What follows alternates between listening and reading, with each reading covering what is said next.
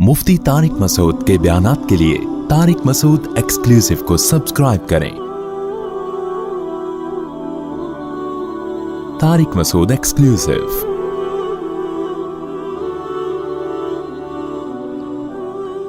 कि जब तक किसी चीज में कंपटीशन नहीं होता आदमी में जोश पैदा नहीं होता।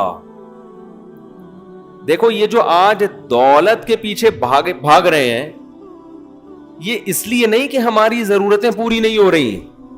जरूरत तो इतनी नहीं है जितना कमाने की फिक्र की जा रही है।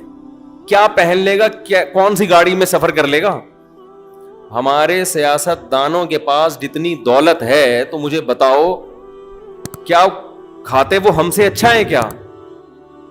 यही खा रहे हैं, यही पहन रहे हैं, ज्यादा कौन सी गाड़ी में घूम लेंगे तो कितनी लग्जरी होगी वो। लेकिन फिर भी हवस क्यों होती है मुकाबले में। हमारे एक दोस्त ने एक वाकया सुनाया। एक ईसाई आदमी था, कराची का बहुत बड़ा ताजिर। क्योंकि ईसाई था, जाहिर अब मजहब तो खत्म ही हो गया है, एथियस्ट ही बन चुके हैं तकरीबन। तो उसको कोई ऐसी बीमारी हो गई कि डॉक्टरों ने कह दिया अब इनका इन्ना लिल्लाह होने वाला है। तो मौत से चंद दिन पहले उसने अपने दोस्तों को बुलाया। यह है कंपटीशन को समझाने के लिए मैं बता रहा हूं आपको। उसने अपने दोस्तों से कहा कि यार ये पैसा है, डिफेंस में मेरे लिए 1000 गज का एक लग्जरी सा बंगला खरीदो। बे क्या हो गया भाई, तू अब मरने लगा है, थोड़े दिन में तेरी मौत वाक़ई हो जाएगी, डिफेंस में तू लग्जरी सा एक बंगला खरीदना चाह रहा है, क्यों भाई? तो उसने कहा कि मेरे जो दोस्त थे ना गरीब, जिनकी 2 टकों की वैल्यू नहीं थी, आज उन्होंने बड़े बड़े घर बना लिए हैं। मैं चाहता हूं कि मैं जब मरूं तो मेरा जनाजा किसी बड़े घर से उठे, ताकि ये जो 2 टके के लोग हैं जो आज इतने बड़े बड़े घर बना के बैठे हुए हैं, ये मुझ पे फख्र ना कर सके। समझते हैं बात को? अब बताओ, मरते हुए आदमी को 1000 गज के बंगले की जरूरत है? नहीं है तो बोलो नहीं है, थोड़ा मुंह हिला दो। तो रमजान भी खत्म हो गया, नहीं है ना। लेकिन क्या है कंपटीशन कि यार 2-2 टके के आदमी जो मेरे सामने साइकिल चलाया करते थे, आज वो 500-500 गज के बंगले में रह रहे हैं। तो कुछ मेरी भी तो कोई औकात है ना। मैं इधर मरूंगा, मैंने तो बनाया नहीं अब तक घर, बिजनेस में लगाता रहा हूं, फौरी तौर पर मेरे लिए 1000 गज का बंगला तामीर किया जाए। ये फालतू काम किस में हो रहा है? सिर्फ कंपटीशन। ये इंसान की नेचर है, ये इंसान की फितरत। देखो बच्चों को आप किसी बच्चे को बोलो भागो, वो नहीं भागेगा। लेकिन 2 बच्चों को रेस लगवाओ, वो ऐसा भागेगा ना, हो सकता है कलाबाजी खा के गिर जाए, वो दूसरे से आगे निकलने की कोशिश में भागेगा। पूरी दुनिया इसी कंपटीशन पे ही चल रही है, तकाबुल पे ही चल रही है। तभी कुरान ने ये नहीं कहा कि जन्नत की तरफ दौड़ो, कुरान ने कहा एक दूसरे से दौड़ में मुकाबला करो। अब होता क्या है, दुनिया में दौड़ के बहुत सारे मैदान हैं, आपने दौड़ना, ये तो नेचर है। जब तक आप किसी से मुकाबले में नहीं दौड़ोगे तो आपकी दुम में आग नहीं लगेगी। दुम में आग वाले तो पुराना हो गया, कुछ नए लोग भी आ जाते हैं ना, तो उनके लिए जल्दी जल्दी सुना। अब जो मैं बार बार जो चीजें सुनाता हूं, मैं फॉरवर्ड करके सुनाता हूं, सिवाय शादियों के, वो मैं उसी स्टाइल से तजवीद के साथ, ठीक है ना। ये जो बात चीजें ना, मैं बहुत जल्दी स्पीड से सुना देता हूं।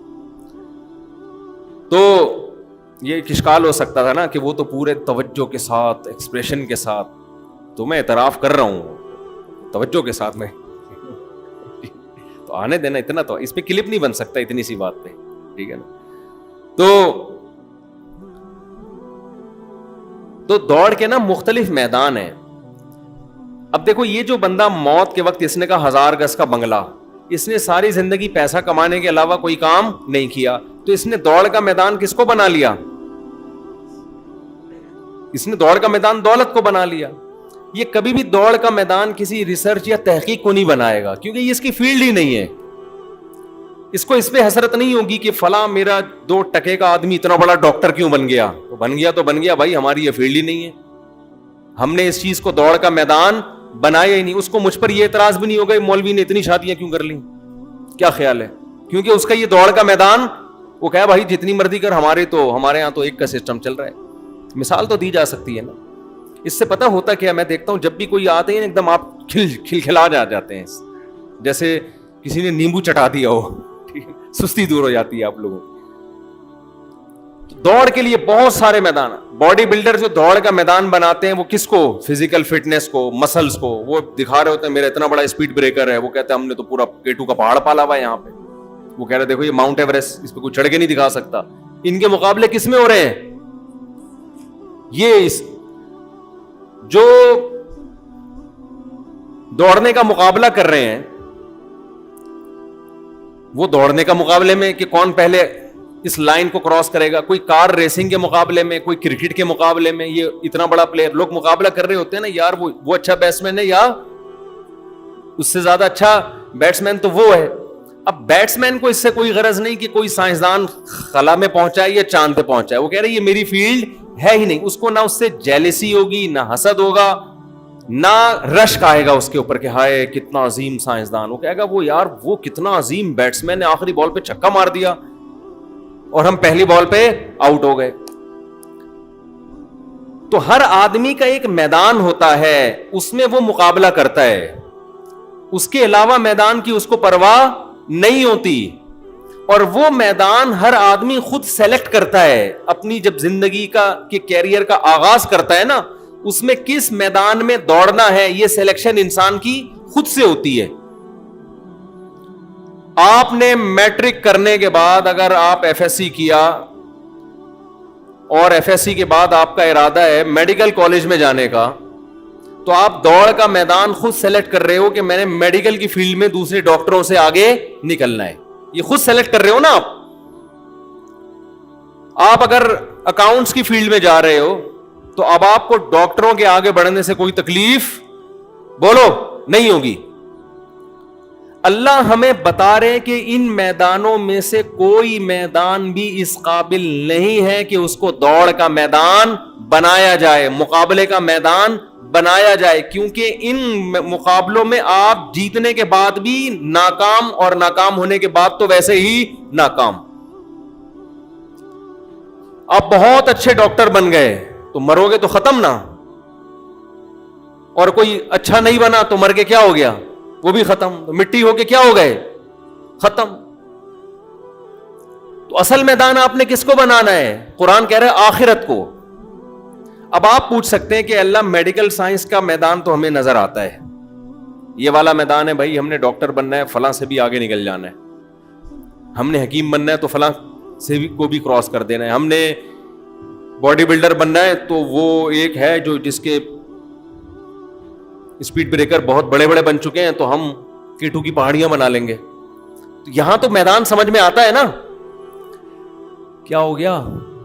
تو آخرت کا میدان کون سا میدان ہے بھائی, اگر ہے تو اللہ ہمیں بتا دے تو ہم چاہو اس میں آگے جائیں گے. تو اللہ نے بتایا وہ میدان کوئی سلیکٹڈ میدان نہیں ہے, انہی میدانوں میں سے کسی بھی میدان کو سلیکٹ کرو اور نیت کیا کر لو, آخرت کی. تو وہ کون سا میدان بن جائے گا, بولتے کیوں نہیں, آخرت بن جائے. اتنی سی بات ہے جو پبلک کی سمجھ میں نہیں آ رہی. یہ قرآن کہہ رہا ہے, یہ پبلک کی سمجھ میں آ نہیں رہی. اتنی سی بات کتنا آسان کر دیا بھائی. اس کا فائدہ یہ ہوگا کہ آپ ہار بھی گئے تو اللہ کی نظر میں جیت گئے, سمجھتے ہو نا. دوسرا فائدہ یہ ہوگا آپ کبھی غلط چیز کو ہدف نہیں بناؤ. مثال کے طور فلم انڈسٹری میں آپ اللہ کے لیے آگے بڑھنے کی کوشش نہیں کرو گے کہ یار وہ اتنا بڑا ہیرو بن گیا تو میں جنت کے حصول کے لیے اس سے بھی بڑا ہیرو بن کے دکھاؤں گا. بھائی ہیرو بننے سے اللہ خوش, ڈاکٹر بننے سے تو ہو جائے گا کہ تو لوگوں کی زندگیاں بچائے گا, ہیرو بننے سے اللہ خوش نہیں ہوگا. ہم جب بچے تھے ٹی وی دیکھتے تھے نا تو بڑے بڑے فلم اسٹار آ کے بتا رہے تھے اللہ کا بڑا فضل ہے کہ اللہ نے مجھے اس مقام تک پہنچایا. ہم لوگ اب تبلیغ والوں سے کچھ اور سنتے تھے کہ ٹی وی دیکھنا حرام ہے, فلموں میں جانا حرام ہے. ہم کہتے تھے یار یہ عجیب قسم کا آدمی, ایک تو گناہ بھی کر رہا ہے, ہمیں بھی گناہگار کر رہا ہے. ہم تو توبہ استغفار کر کے ڈرامہ دیکھ رہے ہو. ڈرامے بھی اس زمانے کے ایسے دوپٹے لیے ہوئے اور اتنی اچھی اچھی باتیں, آدمی مسلمان ہو جائے, کلمہ پڑھ لے, اور اس وقت علماء کہتے تھے وہ حرام ہے. حیرت, یعنی کتنا زمانہ چینج ہو گیا ہے نا. تو ہمارے ایک دوست نے پرانے زمانے کے ڈرامے کا کلپ دکھایا 83 کا, وہ دوست بھی یہاں بیٹھے ہوئے ہیں. اتنی اچھی اچھی باتیں ہو رہی ہیں, ایسا لگ رہا ہے کہ ممبر پہ کوئی بیان کر رہا ہے. ماں بیٹی کو سکھا رہی ہے شوہر کا احترام. عجیب سی بات ہے یا نہیں ہے؟ ماں بچی کو کیا سکھا رہی ہے؟ شوہر کا احترام. ساس سے کیسے بات کی جاتی ہے, تمیز سکھا رہی ہے اس کو. تو یہ چیزیں ہم مارکیٹ میں کیا چل رہی ہیں, شارٹ. تو وہ اس زمانے میں تھے, اس کو ہم سبھی کہتے تھے حرام ہے. اگر وہ زمانہ وہ لوگ یہاں آج کا دور دیکھ لیں تو اس کو شاید کہیں کہ بھئی یہ تو فرض ہیں اس کے مقابلے میں. تو ہم اس وقت یہ دیکھتے تھے, کوئی فلم ایکٹر ہے نا, وہ بتا رہا ہوتا تھا یہ اللہ کا بڑا فضل ہے کہ مجھے اللہ نے یہاں تک پہنچایا. ہم کہہ رہے تھے اللہ کا فضل کہاں سے ہو گیا بھائی تیرے اوپر؟ بھائی یہ تو اللہ کا قہر لگتا ہے یا عذاب لگتا ہے. کیونکہ پاکستان میں نا, میری تو اب ملاقات اداکاروں سے بھی ہوتی ہے, گلوکاروں سے بھی ہوتی ہے, تو کچھ ملاقاتیں کر کے اندازہ ہوتا ہے کہ پاکستان میں گلوکار, فنکار, اداکاروں کو زیادہ, سوائے ان کے جو میرا بیان سن رہے ہیں, ان کے علاوہ کو زیادہ کوئی یہاں پروٹوکول ملتا نہیں ہے. یہ خوشی کی بات ہے, ٹھیک ہے نا. بہت سو کو یہ فیلڈ پھر بالآخر چھوڑنی پڑتی ہے. یہ اللہ کا فضل ہے ہمارے اوپر کہ اللہ نے یہاں روشن مستقبل رکھا نہیں ہے. اور یاد رکھو اس کی ایک پازیٹیو وجہ بھی ہے کہ مسلمان برائی میں اتنا آگے جا نہیں سکتا, لمٹ ہوتی ہے اس کی, وہ نہیں جا سکتا. اس کے لیے بہت کچھ الٹا سیدھا کرنا پڑتا ہے, وہ نہیں کر پاتا. کچھ کر بھی لیتے ہیں. تو جب آپ آخرت کو میدان بناؤ گے تو آپ سب سے پہلے ایسے راستے کو کبھی سیلیکٹ کرو گے ہی نہیں جس سے آخرت کا فائدے کے بجائے نقصان ہو رہا ہے. میں اکثر ایک مثال دیتا ہوں ایک حدیث کی. نبی صلی اللہ علیہ وسلم نے ارشاد فرمایا, ایک صحابی درخت لگا رہے تھے, آپ صلی اللہ علیہ وسلم نے فرمایا اس درخت کی عمر تمہاری عمر سے لمبی ہو سکتی ہے, او کما قال صلی اللہ علیہ وسلم. یعنی تم پلان کر رہے ہو 5 سال کا, درخت تو 5 سال بعد پھل دے گا نا, اور تمہیں تمہاری زندگی کا کوئی بھروسہ نہیں, آج سو صبح نہ اٹھو. تو اتنی لمبی لمبی امیدیں ہیں بھائی, اتنی لمبی لمبی امیدیں. اس حدیث سے ہمیں کیا میسج ملتا ہے؟ گویا ہمیں زمین کو آباد نہیں کرنا چاہیے. یہی میسج مل رہا ہے نا بھائی. کل کا کی خبر نہیں ہے اور پلاننگ ہو رہی ہے 5-5 سال کی. میسج تو یہی مل رہا ہے, درخت نہیں لگانا چاہیے. اب کوئی درخت لگا رہا ہو, آپ جا کے یہ حدیث ریفرنس کے ساتھ پیش کر دیں اس کو, چیپٹر نمبر بخاری حدیث نمبر 3 فلاں, حدیث نمبر 32, ایسا ہے نہیں نمبر کہیں آپ دیکھیں, ایک میں فرضی بتا رہا ہوں. کتاب کے ریفرنس کے ساتھ وہ بندہ درخت لگا رہا ہے. جو آج کل ہو رہا ہے نا وہ یہی ہو رہا ہے, جو آج کل کے نئے نئے اسکالرز آ رہے ہیں وہ یہی کر رہے ہیں. درخت لگا رہا ہے, آپ نے بولا کہ حدیث میں آتا ہے درخت مت لگاؤ. کون سی حدیث ریفرنس؟ دیکھو صحابی لگا رہے تھے, نبی نے اس عمل کو پسند نہیں کیا. وہ کہے گا بھائی میں علماء سے پوچھتا ہوں. یہی تو مسئلہ ہے تم لوگوں کا, مولویوں کے پاس میں حدیث دکھا رہا ہوں, تم کس کے پاس جا رہے ہو؟ مولویوں کے. امام ابو حنیفہ سے پوچھو گے اس کا مطلب کیا ہے. یہی تو شخصیت پر ریفرنس پیش کر رہا ہوں میں. کیا پیش کر رہا ہوں؟ یہ پٹی بھی چلا دی ہے میں نے. اچھا اسی حدیث کا جواب نیچے ڈسکرپشن میں ہوگا, وہ پٹی اڑا دی ہوگی, ٹھیک ہے نا. وہ پٹی کیا کی ہوئی ہوگی؟ اڑا دی ہوگی.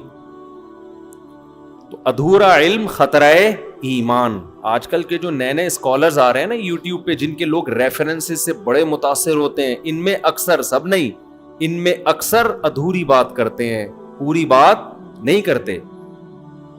آدھی بات جو ان کے مسلک کو پروموٹ کر رہی ہوگی, اور نعرہ یہ لگاتے ہیں کہ ہم مسلک پرست نہیں ہیں, ہم صرف قرآن و سنت کو مانتے ہیں. دوسری حدیث میں آتا ہے, بخاری مسلم کی حدیث ہے, آپ صلی اللہ علیہ وسلم نے فرمایا جس نے درخت لگایا اور مر گیا. جب بھی میں کہتا ہوں مر گیا, مجھے وہی یاد آتا ہے نیپال کے نہیں جو زندہ ہو کے آ گئے تھے, مر گیا. تو مر گیا, وہ سچی مچی کا مر گیا, دوبارہ زندہ نہیں ہوا. تو آپ صلی اللہ علیہ وسلم نے فرمایا جب تک چرند پرند بھی اس درخت سے کھائیں گے اس کو قبر میں ثواب ملے گا. دیکھو دو متضاد آرڈر ہیں, ایک میں درخت لگانے کی حوصلہ شکنی کی جا رہی ہے, ایک میں درخت لگانے کی بہت زیادہ فضیلت, حالانکہ میدان تو ایک ہی ہے. کیا خیال ہے بھائی, میدان کیا ہے ایک, لیکن نیت سے میدان کیا ہو رہا ہے, چینج ہو رہا ہے. وہ درخت لگا رہے ہیں اپنے لیے, تو اپنے لیے کون سوچتا ہے بھائی, نبی کی سیرت ہمارے سامنے ہے, ہمارے لیے وہ کیا ہے. نبی صلی اللہ علیہ وسلم نے فرمایا میری مثال کراکب استظل تحت شجرۃ, اس مسافر کی طرح ہے جو درخت کے نیچے آرام کرنے کے لیے تھوڑی دیر کے لیے لیٹ گیا اور یہاں سے جانا ہے آگے. کیا پلاننگ, ایک پلاننگ وہ ہوتی ہے جو کس کے لیے ہوتی ہے, آخرت کے لیے. اس پلاننگ میں ناکامی نہیں ہے. تو قرآن یہ کہہ رہا ہے کہ پلاننگ کرو, اور اس کس کے لیے, آخرت کے لیے. مغفرۃ من ربکم وجنہ, اور اس میں ایک دوسرے سے آگے بڑھنے کی کوشش کرو, مقابلہ کرو, دوڑ لگاؤ ایک دوسرے سے.